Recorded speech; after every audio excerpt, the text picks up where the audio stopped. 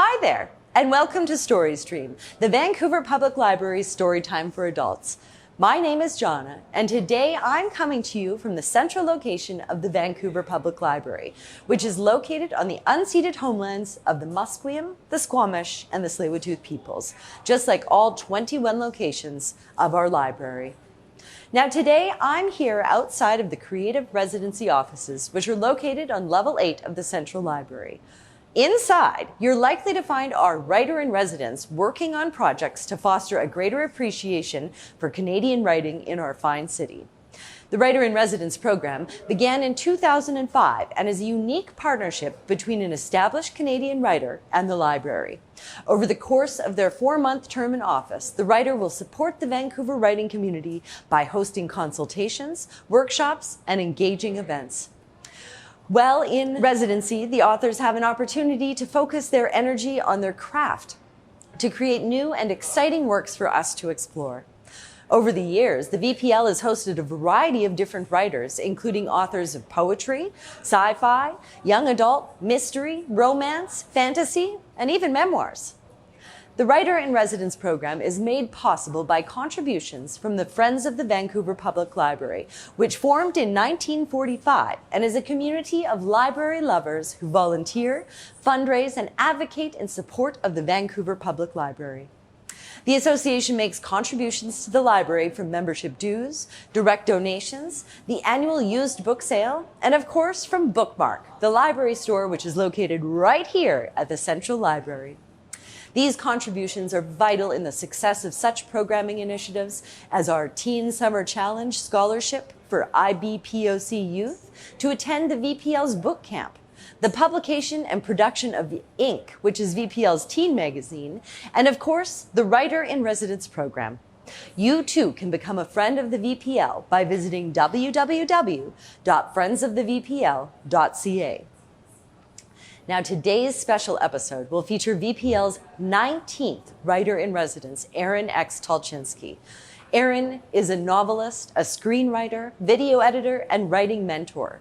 An out and proud member of the LGBTQ community, Aren is a born storyteller. He was the kid writing short stories during math class. Aren is the author of the 5 books of Moses Lapinsky, which is a novel set in 1930s Toronto, which won the One Book, One Vancouver Prize, was a Toronto Book Award finalist, and was named one of the top 10 books about Toronto by the Toronto Star. Aren's collection of short fiction, In Her Nature, won the Van City Book Prize. His first novel, Love Ruins Everything, which was set in San Francisco's queer community and Toronto's Jewish community, was released to critical acclaim, as was its sequel, Love and Other Ruins. A graduate of the prestigious Canadian Film Centre, Aren has written for and edited on numerous television series, including The Nature of Things for CBC. Aren's short film, Miss Thing, has screened in over 50 film festivals internationally and won the Audience Choice Award at Queer Fruits Australia. Now, without further ado, please enjoy Aren reading excerpts from his novel, The 5 Books of Moses Lapinsky.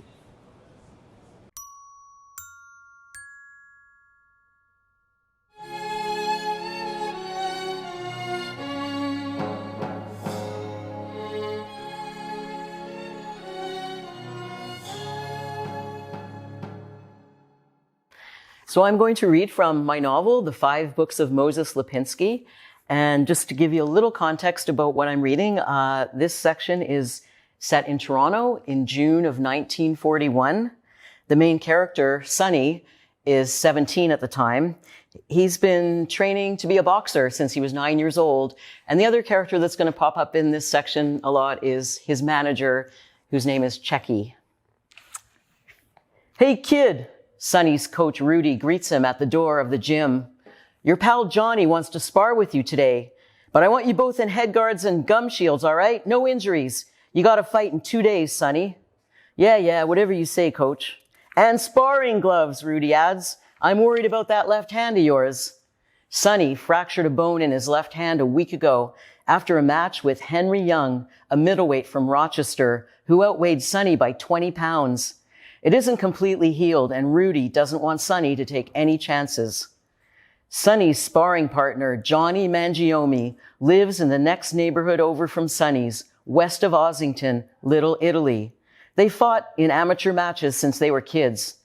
Sonny sees Johnny approach from the other end of the gym, dressed in trunks and boxing boots. "Hiya, Sonny, what do you say? I got a fight tomorrow in Hamilton. I'm up against Joe Hawkins. He's good. He's got a boxing style like you. Charges at you hard and fast, like a bull. Can you help me out, pal?" "Sure, Johnny. Let me get changed. Coach says we got to wear shields and guards." Johnny follows Sonny into the locker room to get his sparring gear. Both boxers wear the leather headguard and bulky chest shield, which always makes Sonny feel a little bit like a turtle in its shell. It's a tough session. Johnny lacks Sonny's rapid-fire punch. His style is different. He's a counter-puncher. He dodges and dances his way through the opening rounds of a fight, saving his strength while wearing his opponent down. Then he wallops the other guy with the hardest, meanest straight right. It's like getting smashed by a concrete brick. Johnny is a master of the straight right. But Sonny holds his own with Johnny, beating away at him relentlessly with his short, quick blows, a left hook followed by a right, a left jab, then an uppercut with his right to the chin. With Johnny, it's all in the footwork and that damn straight right of his. "Good fight," Johnny says as they climb from the ring. "Want to grab a sandwich?" "Nah, I got to go see my manager," Sonny says. "I'm going on tour next month, getting in shape for the championships in the spring." "Oh yeah? You going?" "Sure I am, all the way to Vancouver. I've never been that far away." "Me neither, except maybe I will now that I got my conscription notice. No way I'm going overseas though," Johnny says. "Yeah, me either. They ain't called me up yet." "You're only 17, Sonny. Wait a few years." Sonny is not a coward, but he has no intention of volunteering for duty overseas when and if the time comes. He knows he has a different calling. While other boys were hanging around the soda shop or playing craps in the back alley or stickball in the streets, playing cranks or getting into trouble, Johnny and Sonny were punching bags in the gym, jumping rope, and running 3 miles every morning in High Park. They were sparring and fighting other young boys, waking up in the morning aching and bruised and training through the pain. All that hard work is finally going to pay off. Sonny dreams of the first big purse he will bring home to his family. He pictures dumping the bills onto the kitchen table in front of his parents. He imagines their faces when he shows up with more money than they've ever seen. He sees himself picking it up and tossing it into the air, watching it float back to the table. He can't shatter that dream by throwing his life away in the stinking war. He can't do that to his parents either, not after all the sacrifices they made during the Depression. Sonny has no doubt he'd survive the war, even if he were sent into combat. No way he's going to die on some lousy battlefield. But what if the war goes on for years? What if he's an old guy at 25 or 30 before he gets back? Good for nothing except maybe coaching. Johnny heaves open the heavy gym door that leads to the street. The brilliant sunshine flashes into their eyes. It is shocking after the dingy light inside the gym. Loretta Mangiomi has been waiting for her brother outside the building for 10 minutes, pacing back and forth under the athletic club awning to keep in the shade. "Johnny," she yells. "Loretta, what's the matter? What are you doing here?" "You got to come with me to the market, Johnny. Ma wants me to pick up 10 pounds of potatoes. I can't carry all that." "Forget it, Loretta. I'm hungry. I got to get something to eat." "Good. I'm hungry too. Take me with you." She looks over at Sonny and bats her beautiful brown eyes at him. A force stronger than Johnny's hardest, meanest right uppercut swings from Loretta's eyes and pummels Sonny right where it hurts, in his heart and somewhere deep in his lower belly. Loretta is a knockout, the most gorgeous girl he's ever seen. Dark Italian features like her brother, long dark hair, deep brown eyes, and a shapely figure that is finer than Betty Grable and Rita Hayworth put together. Sonny flashes his crooked grin, the one he's practiced in the mirror. Loretta takes note of Sonny's dimples, his strong jaw, full lips, crooked grin, his deep dark eyes, the little curl that droops over his forehead. Allow me to introduce myself. Sonny bows his head gallantly. My name is Sonny Lapinsky, but soon I'll be known simply as the Champ. Not if I can help it, Sonny teases. This is my sister Loretta. Charmed, Loretta sticks out one hand. Sonny takes it in his, the most beautiful hand in the world.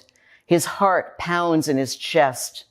Sonny has dated lots of girls, but none has ever had such an enormous, instantaneous, physical effect on him. Looking deep into Loretta's eyes, he lifts the hand to his mouth and kisses it in the exact way he saw Clark Gable kiss Carol Lombard's hand in No Man of Her Own. Johnny eyes Sonny suspiciously. Then he grabs his sister under one arm. Let's go, Loretta. Sonny's got a meeting with his manager. Ain't that right, Sonny? Sonny's eyes are still on Loretta. He could float away into her eyes and never come back. Meeting? Sonny says, no meeting. Actually, I'm hungry too. I'll come and eat with you. No! Johnny realizes he's almost shouting. No, you better not. Remember, your manager's waiting for you. You better get going, Sonny. Johnny flashes Sonny a warning with his eyes. Sonny reads the message loud and clear. It says, stay away from my sister. Stick to your own kind. Leave her alone. But Sonny knows he will never leave Loretta Mangiomi alone. Not now, not ever. Right, Johnny, I forgot, he says to Loretta. Nice to meet you, Loretta. Likewise, she places one hand on a voluptuous hip. Sonny watches Loretta saunter down the street alongside her brother.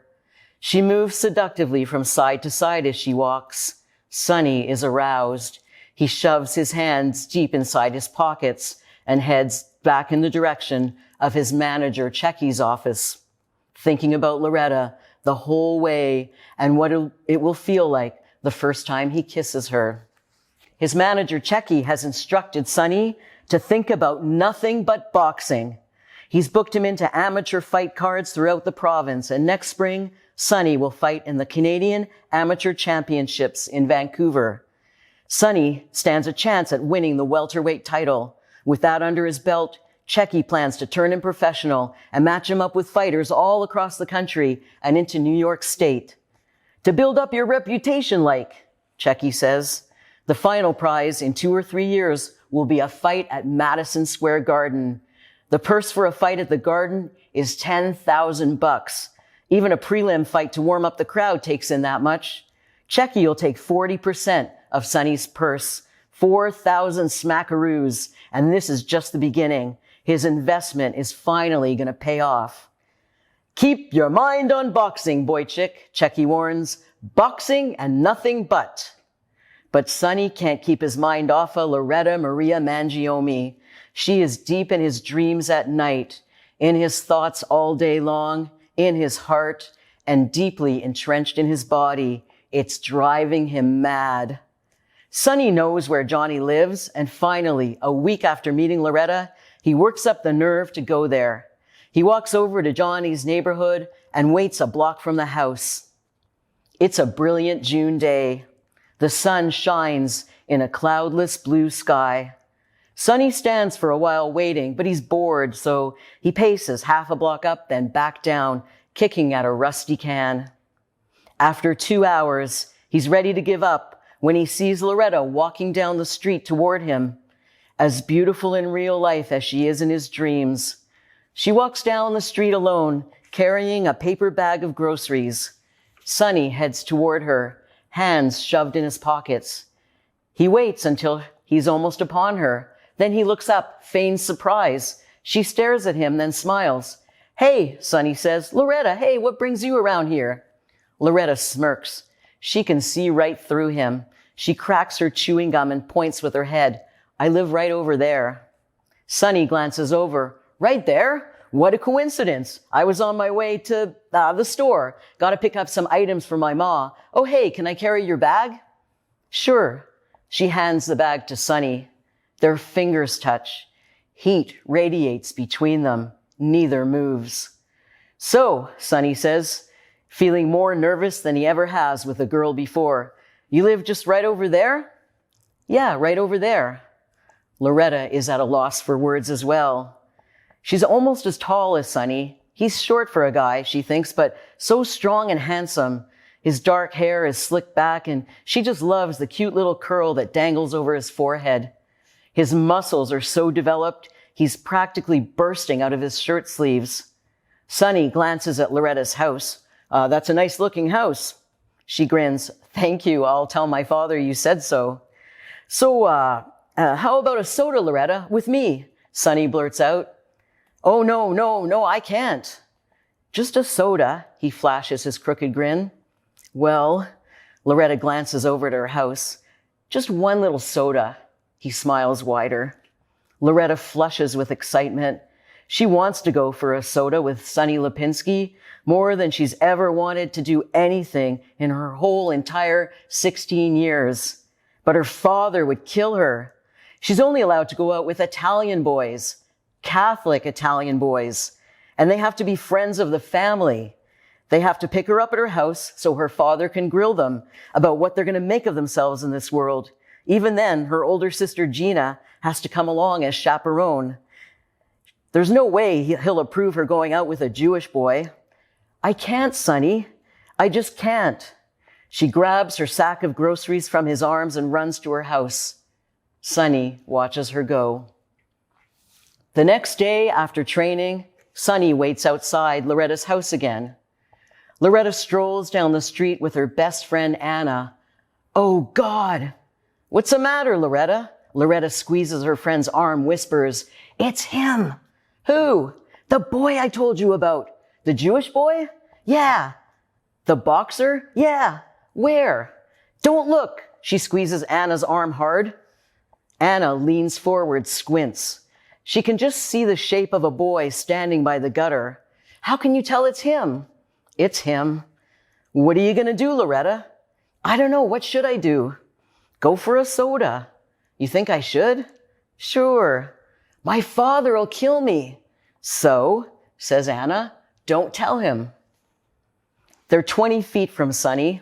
He smiles his widest grin, removes his cap, and bows at the waist. Afternoon, Loretta, he says. Anna elbows Loretta in the ribs. Oh, this is my friend Anna. This is Sonny, Johnny's friend, the boxer. Anna sticks out her hand. Sonny holds the tips of her fingers and shakes vigorously. Nice to meet you, Anna. He turns his gaze back to Loretta. It sure is a lovely day, Loretta, wouldn't you say so? He's trying to act like the fancy gentleman he sees in the picture shows. They always comment on the weather. Why, yes, Loretta attempts to be equally sophisticated. It is lovely. Can I offer you two ladies a soda pop down at the confectionery? Well, Loretta says, we'd love to, Anna says. Right, Loretta? Swell. Sonny holds out both his arms. The girls each take one. Loretta can feel how strong his muscles are right through his shirt. They head down the street to the candy store.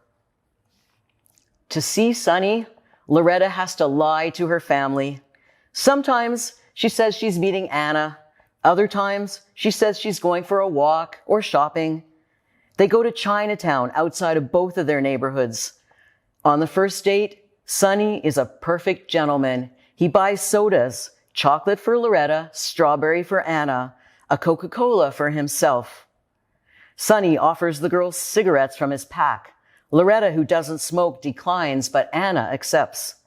Despite his best efforts, Sonny finds it impossible to keep his eyes from Loretta's shapely body. Finally, Anna leaves, whispering something in Loretta's ear before she goes. Sonny walks Loretta home. She leaves him several blocks from her house, just in case. On the second date, Sonny puts his hands on Loretta's waist and kisses her. She throws her arms around his neck and kisses him back. He pulls her into an alley and they neck until their lips are sore. For the next few weeks, they meet secretly. He takes her to the picture show in the East End of town.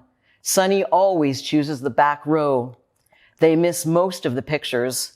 As soon as the light fades down, they turn to each other. Loretta sticks her gum under her seat and they neck. Sonny uses the utmost restraint, although he longs to touch her. When Sunny takes Loretta home, they say goodbye in the alley behind the Chinese restaurant on Dundas Street, 4 blocks from her house. Sometimes they lean against the brick wall and neck for a long time before she pulls away, waves her cute little wave with one hand, and walks home by herself. It is Loretta who tips the scales and encourages Sunny to take their love further. Anna has progressed from necking to petting with her boyfriend Nick, and Loretta isn't about to be left behind. She pushes her body against Sunny and pulls him tighter. "Oh, baby doll," Sunny groans, his hands pressing against the small of her back. Like Anna has suggested, Loretta pushes Sunny up against the wall and rubs her whole body against his. Sunny undoes the buttons on her blouse and reaches inside. He's surprised when she doesn't stop him. He touches the bare skin of her belly. She moans. Sunny's blood beats with passion. Loretta runs her fingers through his hair, kisses his face all over. Sunny is frantic with desire. He moves further up and cups one breast over her brassiere. "You're driving me crazy, Loretta." Boldly, he takes her hand and places it on the front of his trousers. Loretta pulls her hand back and pushes against his chest. "No, Sunny, not like this, not here." He lifts his head, looks into her eyes. "Don't you want to?" "Not on the street, Sunny, it's dirty." Oh, he hadn't noticed. He aches with desire. "I want our first time to be beautiful," Loretta says. Sunny thinks, "Hell, this is beautiful." "Somewhere romantic, where we can be alone." Sunny glances over his shoulders in both directions. "We're alone." Loretta puts her hands on both hips. "In a bed, Sunny." "A bed? How are we going to do that?" She glares at him and fishes in her purse for a piece of gum. All right. Sunny smooths back his hair with his fingers. "I'll get us a bed, don't worry." "Somewhere romantic, Sunny, like in the picture show. I want our first time to be special." "Borrow my office? What for?" Sunny's manager, Checky, barely looks up from his paperwork. "Well," Sunny isn't sure if he should tell the truth. I got someone I need to bring here." "Someone? Who? What's someone?" "A person. What's the difference, Mr. Siegelman? We won't touch anything. Just half an hour. Come on, please." "He wants to bring someone here," Checky says to the room. He stares at Sunny. The kid is as nervous as a girl. "A girl, that's it." He nods his head. "I get it," Checky smirks. "You got a girl you want to bring here?"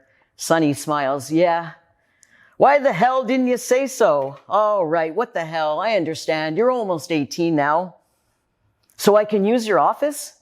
Yeah, only don't mess up the couch. I paid good money just last week to have the upholstery cleaned." "Don't worry, boss." "Geez, when did you grow up, kid? One day you were a little pisher. Now look at you, stooping broads on my office couch." Sunny blushes. "Friday night then, okay? At 9. Yeah, don't worry, I'll clear out." "Thanks, Mr. Siegelman, thanks." Sunny leans forward, grabs Checky's hand and pumps it, turns to leave. "Hey, kid." Sunny turns back. "Yeah?" "Don't forget to use a rubber, all right?" "Right." Sunny runs out of Checky's office. A rubber, crap. He'd forgotten about that. He'll go to the pharmacy by the athletic club. Mr. Berger at the drugstore in his neighborhood knows Sunny's parents. He flies down the street. He can't wait to tell Loretta. "Are you sure?" Sunny asks Loretta, his heart expanding with a strange new feeling, a mixture of awe and terror. "I'm sure." Loretta stares at her hands, nervous. She doesn't know how Sunny will respond. "Well, how do you know?" "Sunny." Color rises in Loretta's cheeks. Oh. Sunny knows little of the intricacies of women's bodies, other than vague notions and half-truths he's heard in athletic club locker rooms and read in dirty magazines. "What are we going to do, Sunny?" Loretta stares out the front windshield. Sunny turns and looks at her, so beautiful. She looks so scared, like a little girl, 6 instead of 16. My papa's gonna kill you, she says. Oh God. Johnny's really gonna kill you. Great. Dominic, he's gonna murder you. Loretta. Sonny reaches for the door handle and opens the door of the car. Tears spring to Loretta's eyes. At night in bed, she's been crying for the last month, hoping and waiting for her period to come.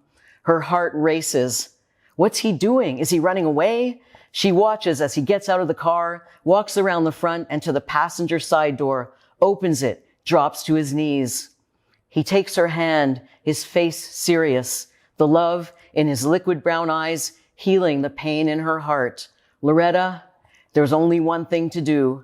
Sonny smiles, raising the dimples in his cheek. We'll get married. Oh, Sonny. She throws her arms around his neck and lets out the breath she's been holding. A stern voice on the radio announces, our fighting forces need and must have our all-out support. Freedom's cause must not be denied. Buy victory bonds now. Behind Loretta's back, Sonny fumbles for the radio knob and switches it off. The realization what he's just done to his life pounds in his ears. For Christ's sake, Checky grumbles. Sonny sits across the desk from his manager. Yeah, agrees Sonny. Bet you're surprised, huh? Checky grabs a bottle of scotch from his wet bar and pours them each a hefty shot. They down their drinks. He pours more. For Christ's sake, Sonny, Checky says again. Yeah. I told you to use rubbers. I did. You did? Well, what? Well, most of the time. Most of the time? Yeah. Aw, Sonny. Well, we forgot a couple of times, you know, heat of the moment. Heat of the moment. Yeah. Checky raises a hand like he's about to slap Sonny. I'll give you heat of the moment. Sorry, boss. You're sorry. Sonny sighs. Well, I'm in love with her. Thank God for small favors. Sonny downs his drink. You gonna go through with it? Yeah, sure, but my father's gonna kill me. Sonny, I could fix her up with a doctor, like, you know what I mean. Checky suggests hopefully. Better than letting the kid marry the girl. A married fighter loses his edge, and quick. She's Catholic, he tells his manager. For Christ's sake. They drink in silence for a moment. What about the championships? Sonny leans over the desk, his fists on its surface. I'm going. Don't worry about that. I'm still going. Loretta won't mind. She knows this is important to me. She knows. All right. Don't get excited, Sonny. You're making me nervous. Sonny leans back. So, Checky says, where are you going to get married? Well, she wants a big Catholic wedding at a church, but I already told her to forget that. Can you imagine me in a church? She cried, big, huge tears, just about broke my heart. But I pointed out the fact that her parents ain't going to pay for a big church wedding if I'm the groom, and I ain't never heard of a rabbi who'd marry a Jew and a Catholic. So I told her we're going to a JP down at City Hall next week. You'll come and be the witness, please, boss. I don't know who else to ask. Yeah, sure, Sonny. It would be my esteemed honor. I'll see if my girlfriend Lila will come. You know she can help your girl. What's her name again? Loretta. Loretta, with the makeup and all that women's business. Thanks, boss. Whatever. Hey, how far along is she? Sonny shrugs. Huh? I mean, how would I know? You don't know? I never thought to ask. Checky shakes his head and refills their glasses. After the wedding, Checky offers to take the kids out for a fancy dinner. To celebrate, like, he says. Right, Lila? Great idea, Lila says. I'm starved. That's nice, says Sonny, but we better go break the news, you know, to our families. Yeah, sure. The front door opens and two sets of footsteps trudge up the stairs. Sonny arrives at the top of his family home, followed by Loretta. Oh, Sonny's mother, Sophie says, taking them in. Sonny? His father, Yaakov, stands. Who's the girl? I didn't know you were bringing a friend, his mother says. Sid, run downstairs for an extra chair. It's okay, Sonny offers. I don't need a chair. Sonny, you're all dressed up. Sonny is wearing a suit and tie, and Loretta's in a fancy white taffeta dress. They look as if they're on the way to a high school dance. Sophie's belly does a little flip. Something has happened. She can feel it. Ma, Sonny swallows hard. We just got married. This is Loretta, my wife. The word feels odd in Sonny's throat. The room is silent. Sophie stares at her son, then at the pretty young girl beside him. Married? Yeah, Ma. You got married? You eloped? Sonny pokes one finger under his tight shirt collar, unfastens the top button. Well, not exactly, Ma. We got married down at City Hall. Without a rabbi? Sonny nods. Why, Sonny? Why so sudden?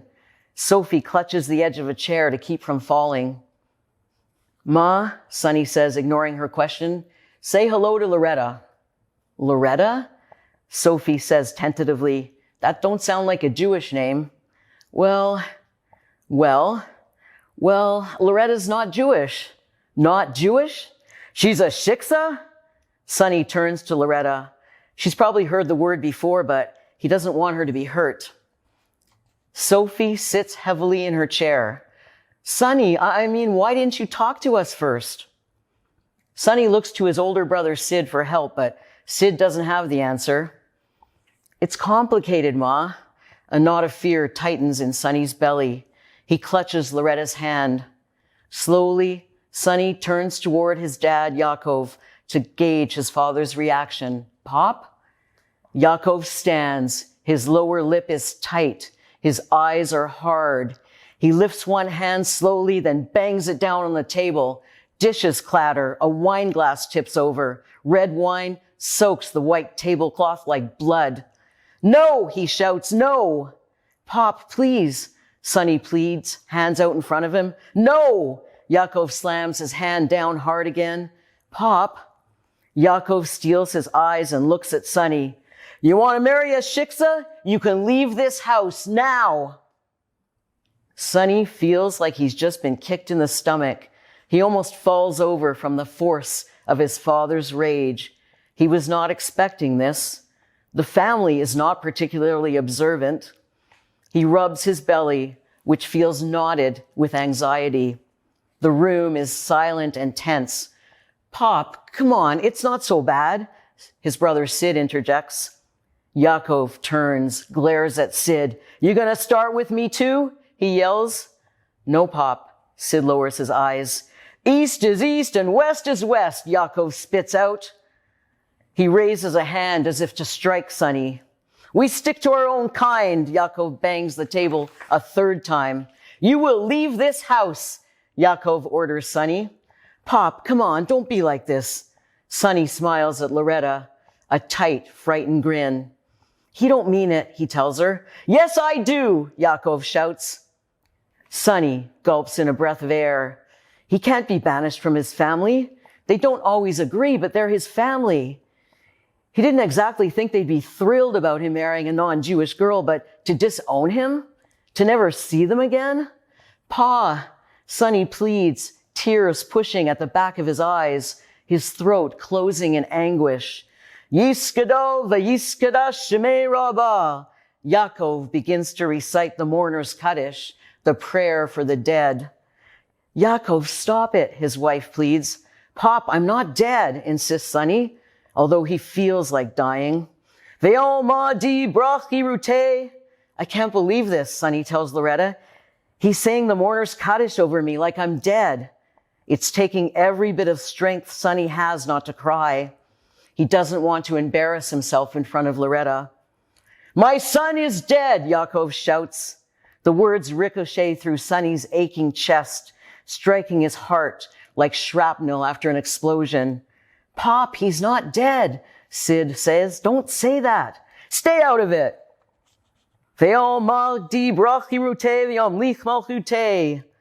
Yaakov stares hard at Sonny from the head of the table.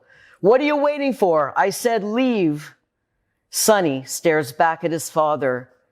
He really means it. Ma? Sonny asks. She looks down, says nothing.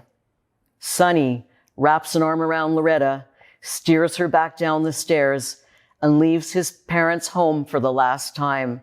His father's voice echoes in Sonny's heart as he closes the front door.